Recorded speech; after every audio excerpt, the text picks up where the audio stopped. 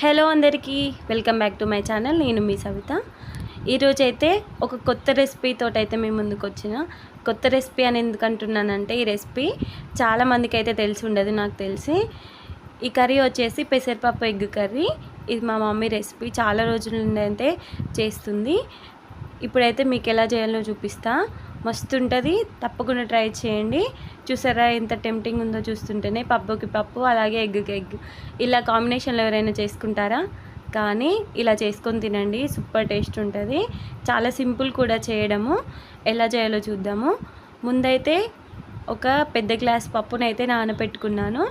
ఇట్లా ఒక గంట ముందైతే నానబెట్టుకోవడం వల్ల తొందరగా ఉడికిపోతుంది పప్పు అనేది. నానబెట్టుకున్న తర్వాత దీనికి కావాల్సిన పదార్థాలు వచ్చేసి ఒక 4 పచ్చిమిరపకాయలు, అలాగే ఒక 2 ఉల్లిగడ్డలను ఇట్లా చిన్న కట్ చేసుకొని తీసుకోవాలి. అలాగే కొద్దిగా కొత్తిమీర. మీరు ఎన్ని ఎగ్స్ అయితే వేసుకుంటారో అన్ని ఎగ్స్ అయితే తీసుకోండి. అలాగే కర్రీ కోసం అయితే ఒక గిన్నెను పెట్టుకొని దానిలోకి అయితే ఒక 2 పావుల దాకా ఆయిల్ అయితే వేసుకుంటున్నాను. ఆయిల్ వేసుకున్న తర్వాత కొద్దిగా వేడైన తర్వాత జీలకర్ర వేసుకొని, ఆ తర్వాత కట్ చేసి పెట్టుకున్నటువంటి పచ్చిమిర్చి, ఉల్లిగడ్డలను కూడా వేసుకొని మంచిగా దోరగా అయితే ఫ్రై చేసుకోవాలి. ఒక నిమిషం పాటు ఫ్రై చేసుకుంటే ఇట్లా దోరగా వేగుతాయి ఉల్లిపాయలు అనేవి.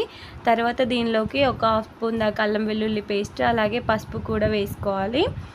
వేసుకొని అల్లం వెల్లుల్లి పేస్ట్ పచ్చివాసన పోయేలాగా ఫ్రై చేసుకున్న తర్వాత దీనిలోకి అయితే మనం ముందుగా కడిగి నానబెట్టుకున్నటువంటి పప్పునైతే వేసుకోవాలి. వేసుకొని హై ఫ్లేమ్లో 1 నిమిషం పాటు అయితే ఈ ఆయిల్లో అయితే ఫ్రై చేసుకోవాలి. అప్పుడైతే పప్పు టేస్ట్ అనేది ఇంక్రీజ్ అవుతుంది. ఇట్లా 1 నిమిషం పాటు ఆయిల్లోనే హై ఫ్లేమ్లో ఫ్రై చేసుకున్న తర్వాత దీనిలోకి అయితే కావాల్సినంత వాటర్ అయితే వేసుకోండి. ఇట్లా పప్పు మునిగేదాకానైతే వాటర్ వేసుకుంటే సరిపోతుంది.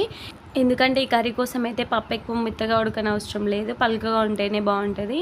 ఇట్లా కొద్దిగా పలుకు విచ్చుకున్న తర్వాత పప్పులో అయితే మనం ఇప్పుడు కారము కావాల్సినంత, నేనైతే 1 స్పూన్ దాకా కారం అయితే వేసుకుంటున్నాను. తర్వాత 1 స్పూన్ ఉప్పు వేసుకొని కొద్దిగా కారం ఫ్రై అయిన తర్వాత దీనిలోకి అయితే ఇప్పుడైతే ఎగ్స్ అనేవి కొట్టి వేసుకోవాలి. ఎలా ఉంటుందో ఏమో అని టెన్షన్ పడకండి, చాలా బాగుంటుంది. ఒకసారి ట్రై చేస్తేనే కదా తెలిసేది. తప్పకుండా అయితే ట్రై చేయండి. ట్రై చేసుకొని తిని ఎలా ఉందో అయితే కామెంట్ చేయండి. ఇట్లా ఎన్ని ఎగ్స్ అయితే వేసుకుంటారో అన్ని ఎగ్స్ అయితే వేసుకొని కదపకుండా మూత అయితే పెట్టుకొని ఒక 3-4 నిమిషాల పాటు అట్లా వదిలేయాలి. వదిలేస్తే ఎగ్స్ అనేవి మంచిగా ఉడికిపోతాయి. ఉడికిన తర్వాత అట్లనే తిప్పి వేసుకోవాలి. ఎగ్స్ అనేవి కలపకూడదు, కలిపితే అంత బాగుండదు, అంత పప్పులో మిక్స్ అయిపోతుంది. సో ఇట్లా ఎగ్ ఉంచుకుంటేనే బాగుంటుంది. ఇట్లా తర్వాత ఒక 2 నిమిషాలు ఉంచుకున్న తర్వాత మళ్ళీ తిప్పి వేసుకొని లాస్ట్లో అయితే కొద్దిగా కొత్తిమీర వేసుకొని తర్వాత ఫైనల్గా మీకు నచ్చితే గరం మసాలా కూడా వేసుకోండి. టేస్ట్ అనేది ఇంకా ఎన్హాన్స్ అవుతుంది.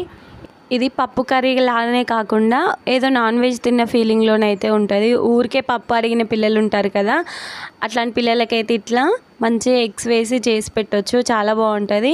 ఇంకేంటి, నా వీడియో నచ్చిందా? నచ్చితే ఒక లైక్ చేయండి. అలాగే నా ఛానల్ ఇంకెవరైనా ఫస్ట్ టైం చూస్తున్నట్లయితే ప్లీజ్ సబ్స్క్రైబ్. పక్కనే ఉన్న బెల్ ఐకాన్ అయితే క్లిక్ చేయండి. Thank you for watching. Bye bye.